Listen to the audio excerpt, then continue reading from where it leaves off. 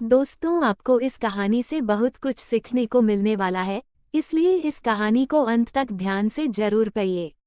तो बिना समय को गवाए चलिए कहानी की शुरुआत करते हैं। दोस्तों, इस कहानी की शुरुआत होती है एक बिजनेसमैन से, जो अपने बिजनेस को लेकर काफी चिंता किया करता था कि क्या होगा आगे आने वाले कल में और कैसे काम आगे बढ़ेगा और उनके इस व्यवसाय को उनका बच्चा संभाल पाएगा या नहीं।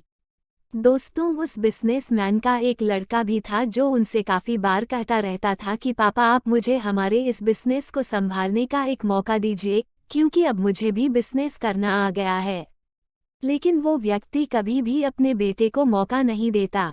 दोस्तों, एक दिन इस बिजनेसमैन को दिल का दौरा पड़ जाता है और इसके चलते उनको हॉस्पिटल में भर्ती किया जाता है। जैसे ही ये खबर उनके बेटे को पता चलती है, उनका बेटा दौड़कर के हॉस्पिटल में पहुंचता है। बेटा हॉस्पिटल में पहुंचने के बाद उसने ये देखा कि उसके पापा अब एडमिट है और डॉक्टर्स ने उससे ये कहा कि आपके पापा अब पहले से थोड़ा ठीक है और धीरे धीरे करके वे अब रिकवर हो जाएंगे। फिर उस लड़के ने अपने एक दोस्त को कॉल करके वहाँ पर बुला लिया। फिर उसका दोस्त वहाँ पर आता है और उससे पूछता है कि क्या हुआ भाई। फिर उस बिजनेसमैन के लड़के ने अपने दोस्त से कहा कि मेरे पापा को दिल का दौरा आया है और उन्हें अस्पताल में एडमिट किया हुआ है। इसके बाद उस बिजनेसमैन का लड़का अपने दोस्त से कहता है कि चलना जरा बाहर चल के आ जाते हैं, बहुत देर हो गई है इधर। और फिर वो दोनों अस्पताल से बाहर चले जाते हैं। जब वो दोनों अस्पताल से बाहर निकले तब उनको एक आइसक्रीम वाला दिखाई देता है। फिर उस बिजनेसमैन के लड़के ने अपने दोस्त से कहा है कि भाई आ जाओ आइसक्रीम खाते हैं। ये बात सुनकर उसका दोस्त थोड़ा चौंकता है और मन ही मन कहता है कि अरे ये क्या पागलपन है, पापा अंदर भर्ती है और ये यहाँ पर आइसक्रीम खाने की सोच रहा है। फिर उन दोनों ने आइसक्रीम खरीद ली और वे दोनों आइसक्रीम खाने लगे। लेकिन उसका जो दोस्त था ना, उससे ये रहा नहीं गया और उसने अपने दोस्त से पूछ लिया कि भाई, मुझे समझ नहीं आ रहा है कि तुम्हारे बिजनेस का आगे क्या होगा और तुम्हारे पापा की तबीयत भी ठीक नहीं है और तू यहाँ आइसक्रीम खा रहा है, मुझे कुछ समझ में ही नहीं आ रहा है। फिर ये जो बिजनेसमैन का लड़का था ना, और उसने जो बात कही उसे आप ध्यान से पढ़िएगा। उसने अपने मित्र से कहा कि मुझे ये मालूम है कि तू ये सोच रहा होगा कि मेरे पापा एडमिट है, यहाँ पर आइसक्रीम चल रही है, मजे चल रहे हैं, पर ऐसा कुछ नहीं है। मैं भगवान श्री कृष्ण का बहुत बड़ा भक्त हूँ और उनकी दो बातें हमेशा अपनी जिंदगी में याद रखता हूँ। पहली बात, जो हम सबको पता है कि काम करना है और फल की चिंता नहीं करनी है, इसलिए जो होगा देखा जाएगा, मैं सिर्फ अपने काम पर ही फोकस करूँगा और फिर बिजनेस भी अच्छा चलेगा। दूसरी बात, वो लड़का अपने दोस्त से कहता है कि मैं तुम्हें भगवान श्री कृष्ण की कहानी सुनाता हूँ, जो तुम्हें दूसरी बात क्या है वो अच्छी तरह से समझाएगी। भगवान श्री कृष्ण की जो पत्नी थी, जिनका नाम रुक्मिणी था, उनको जब पहला बेटा हुआ था तो उसका नाम प्रद्युम्न रखा गया था। और प्रद्युम्न के जन्म के 10 दिन पश्चात ही प्रद्युम्न का अपहरण हो गया।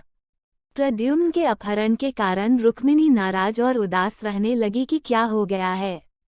भगवान श्री कृष्ण रुक्मिणी जी से कहते थे कि चिंता मत करो, क्योंकि प्रद्युम्न जहाँ पर भी होगा वहीं पर ठीक होगा।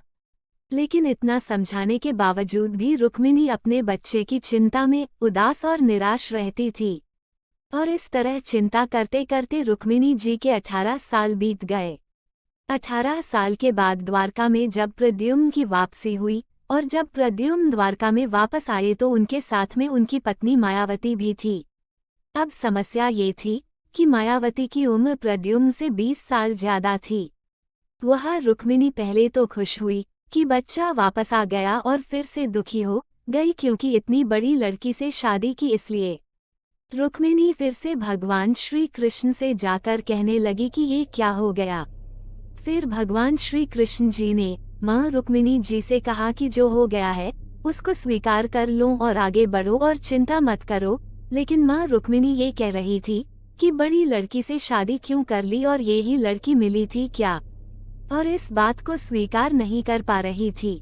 इसके कारण 8 साल तक माँ रुक्मिणी जी दुखी और निराश रही और 8 साल के बाद रुक्मिणी जी ने ये स्वीकार कर लिया कि प्रद्युम्न ने जो यह शादी करी थी वो ठीक है और इसके लिए ज्यादा चिंता करने की जरूरत नहीं है। और उस शादी को उन्होंने स्वीकार कर लिया।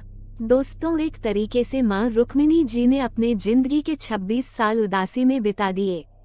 इस कहानी को खत्म करते हुए वो लड़का अपने दोस्त से बोला कि मैंने अब स्वीकार करना सीख लिया हुआ है, क्योंकि भगवान श्री कृष्ण जी कहते हैं कि जो हो रहा है उसे स्वीकार कर लो, जिंदगी अपने आप सहज हो जाएगी।